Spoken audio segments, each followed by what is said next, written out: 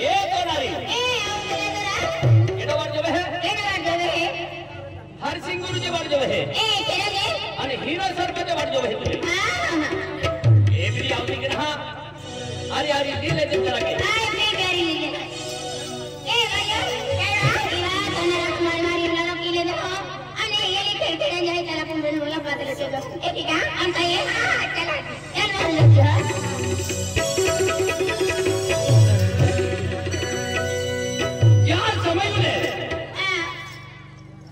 बाबूराव संगडे હતો અને મોજુ સંગડે હતો અને દિત્ય સંગડે હતો त्या समयले ही लाईट भी नहीं आती कहाँ मुझे टेंबे लगीले या गोराबा वाटीले आगे चली आओ चले અને ટેંબે લાગલી ન હતી ઈ દિવાળી કાઢતાના એક ગોરાબાવા લાટાયા એ જૂનામાં જૂની રોડાવી હાય ઈ બાબુરાવ સંગડે રોડાવી હાય અને ધડગાવાળો सुरेश फोटो स्टूडियो वालों है सुरेश फोटो स्टूडियो वालों ए तो वाट जोवे है आई आवत जुपला है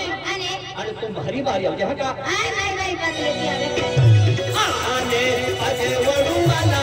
मेरी हूं मैं काये महा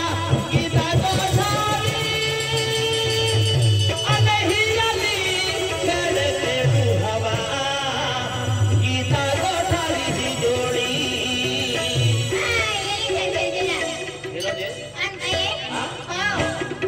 पासे वडुआ लगे तुम्हें पासे वडुआ लगे तुम्हें काये महागीता गोदारी दियाली करके हवा गीता गोदारी जोड़ी पासे वडुआ लगे तुम्हें काये महागीता गोदारी दियाली करके हवा गीता गोदारी जोड़ी